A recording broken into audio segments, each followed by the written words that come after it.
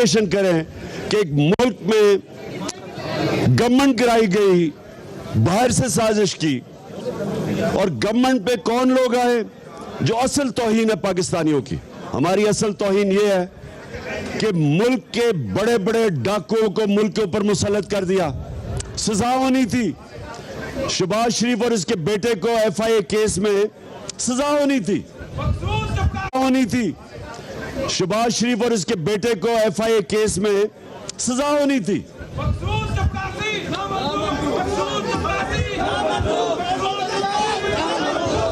सजा पॉलिश कर करके ऊपर पहुंच तो गया है, लेकिन FIA के अंदर केस, FIA के अंदर जो केस, ये कैसे हो सकता है कि मुल्जिम काजी बन जाए? ये कैसे हो सकता है? आप वकील हैं। दुनिया में किसी भी कानून के अंदर मुल्जिम खुद ही काजी बन गया FIA के ऊपर।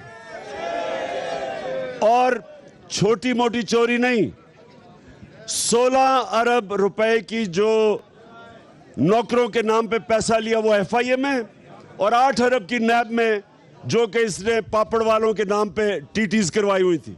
अब उसको मुल्क का प्राइम मिनिस्टर बनाया और उसके करप्ट बेटे को चीफ मिनिस्टर बना दिया, क्राइम मिनिस्टर।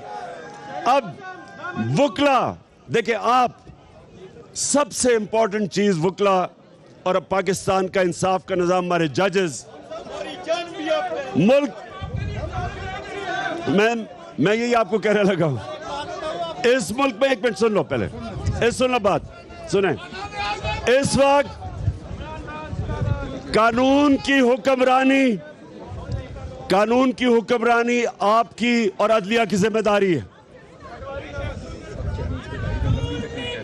सुने जरा, सुने ने अभी बाद में आता हूं उसके ऊपर अभी मैं उसके ऊपर भी आता हूं, लेकिन सबसे पहले आप लीगल कम्युनिटी की जिम्मेदारी है रूल ऑफ लॉ, और रूल ऑफ लॉ आपने और अपनी अदालतों ने इंप्लीमेंट करना है। अब ये कैसे हो सकता है कि एक मुल्क की क़यादत वो लोग कर रहे हैं, प्राइम मिनिस्टर और chief minister under trial, 60% cabinet जमानत पे, ये सारे हमारी कौम की तौहीन है, कौम की तौहीन है ये। तो मैं आप सबको आज ये कहने लगा हूं, आपने मेरे साथ नहीं, आपने कानून की हुक्मरानी के लिए खड़े होना है। आपने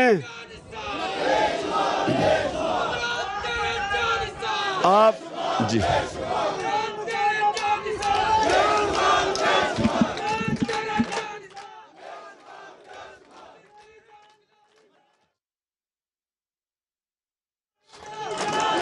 जी, अब शुक्रिया। अच्छा, अब सुने हमने करना क्या है? हमने अदालतों के अंदर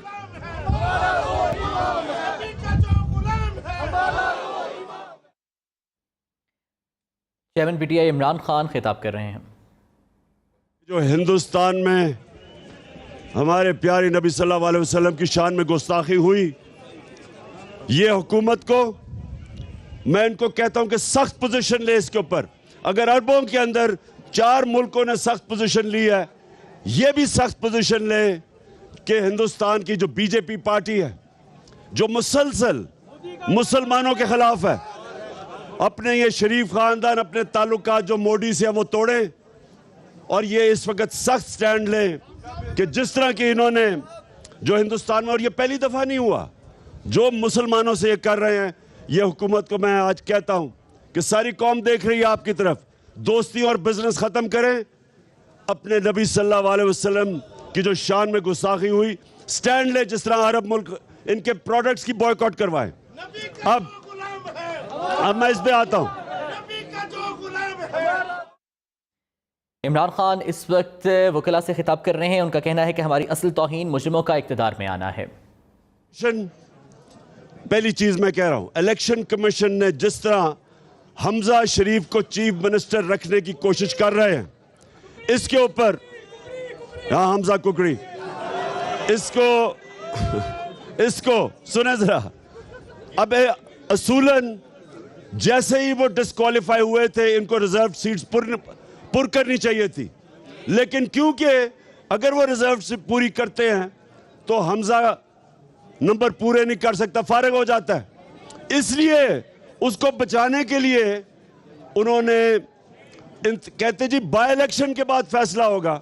ये कौन से आइन में लिखा हुआ है? और मैं इसलिए अपनी लीगल कम्युनिटी को कहता हूं कि आपने पूरी मदद करनी है, क्योंकि ये सारी आइन की धज्जियां उड़ाई जा रही हैं। दूसरी चीज हम पूरी तैयारी कर रहे हैं। इनको इलेक्शन कमीशन जो बाय इलेक्शन के अंदर हमारे सामने चीजें आ रही हैं, हल्का बंदियां के अंदर इन्होंने बैठ के पूरा प्लान बनाया नून लीग चाहे पंजाब में इलेक्शन धांधली से जीतने का, क्योंकि इनको पता है कि वैसे तो ये अब इलेक्शन जीत नहीं सकते। पब्लिक में जब भी जाएंगे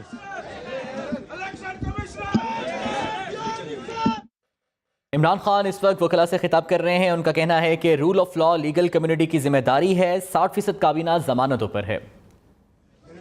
ये पब्लिक के अंदर जाएंगे, वो कौन से दो नारे सुनेंगे? ये चोर और दूसरा गद्दार इलेक्शन कैंपेन। तो लिहाजा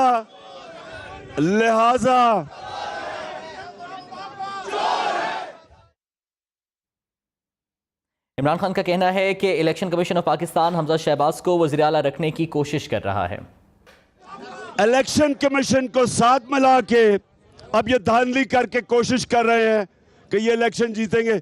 इनका वो हाल होगा कि मैं आपको एक बात बताऊं, ना पाकिस्तान हिंदुस्तान में जीता था जब मैं क्रिकेट खेलता था, ना वो यहाँ जीतते थे। अपने अंपायर होते थे, वो अंपायर ही नहीं जीतने देते थे। हम वाहिद टीम पाकिस्तान की लेके गए कि हिंदुस्तान के अंपायरों के बावजूद जीत के आए। अब इनको भी इंशाल्लाह हराएंगे इलेक्शन कमीशन के बावजूद। अच्छा जी, और सुने जरा, मैं अब 2-3 चीजें बड़ी जरूरी।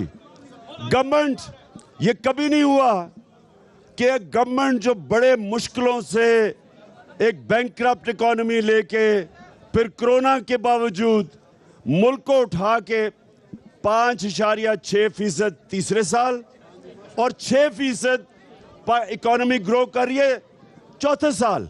ये कभी नहीं हुआ कि उस गवर्नमेंट को जो मुल्क संभाल चुकी थी उसको गिरा के इन चोरों को ऊपर लाओ। और वो जो चोर जब से ऊपर आए हैं इंपोर्टेड बाहर के एजेंडा लेके, आप जरा हालात देखें। सबसे पहले तो महंगाई का देखें कि मैंने पाकिस्तान की तारीख में कभी ऐसी महंगाई नहीं देखी। हमने कभी ऐसी महंगाई नहीं देखी। कभी भी पेट्रोल, डीजल, बिजली, गैस कभी ऐसे नहीं बढ़ी। दूसरा, माइशत, हमारी रेटिंग जो इंटरनेशनल इदारे रेट करते हैं, मूडीज, वो माइनस में चली गई है, अनस्टेबल पे। इसका मतलब कर्जे नहीं लिए जाएंगे। और सबसे खौफनाक चीज ये जरा सुने, वापडा जो बॉन्ड फ्लोट करती थी, जिसके ऊपर वो कर्जे ले रही थी, डैम्स बना रहे थे जो हम, जब से इन्होंने जनरल मुजम्मल को, ये शहबाज शरीफ ने उसको जब रिजाइन करवाया, तो ये जरा सुने, अब वापडा की रेटिंग माइनस में चली गई है। इसका मतलब कि वापडा को अब कर्जे नहीं मिलेंगे। इसका मतलब कि जो हमने इस मुल्क में 50 साल के बाद डैम बन रही थी, इस मुल्क में पानी का सख्त मसला बना हुआ है। इस वक्त किसानों का सबसे बड़ा मसला पानी का है। डैम्स बना रहे थे पानी रोकने के लिए, रिजर्वॉयर्स बनाने के लिए। अब जब से ये इंपोर्टेड हुकूमत आई है, हमारा जो क्रेडिट रेटिंग वापडा की वो नीचे चली गई है। इसका मतलब अब कर्जे नहीं मिलेंगे। इससे सबसे खौफनाक चीज आ गई है कि डैम्स के लिए जब कर्जे नहीं मिलेंगे वो रुक जाएंगी।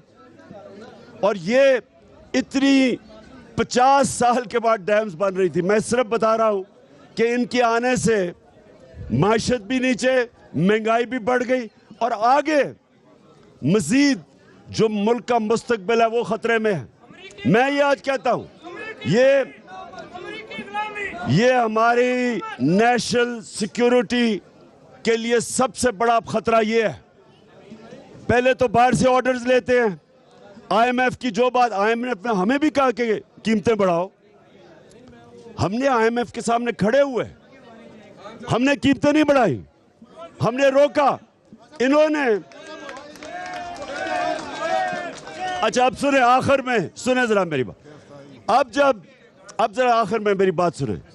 यहां ये हो रहा है कि जब आप पहले तो ये मुल्क का तबाही की तरफ लेके जाएं, पहले ये साजिश के तहत आए, उसके बाद चोर ऊपर बैठ जाएं, वो नैब के अपने केसेस खत्म करवाएं, एफआईए के केसेस खत्म करवाएं, और उसके बाद हम एहतजाज करें तो हमें डंडों से, जिस तरह इन्होंने मार्शल लॉ में इस तरह के मारा नहीं जो इन्होंने हमें मारा है, जिस तरह इन्होंने औरतें बच्चों पे टेयर गैस की। मैंने किसी जमहूरियत के अंदर कोई तस्वर भी नहीं कर सकता कि औरतें और बच्चों के ऊपर इस तरह जिन्होंने टेयर गैसें की, घरों में जा के रात को औरतें थी उधर गिरफ्तारियां की। और अब बजाय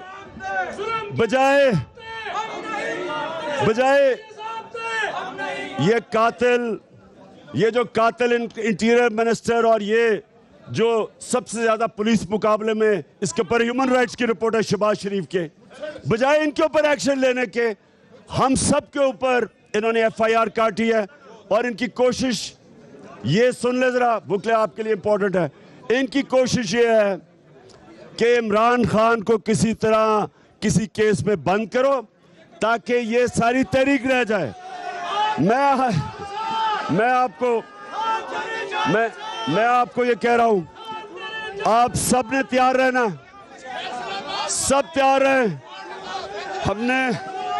हमने किसी सूरत अपनी हकीकी आजादी की तहरीक, चाहे ये जेलों में डालें या जो मर्जी करें, ये अब तहरीक खत्म नहीं होगी जब तक साफ और शफाफ इलेक्शन की अनाउंसमेंट नहीं होती।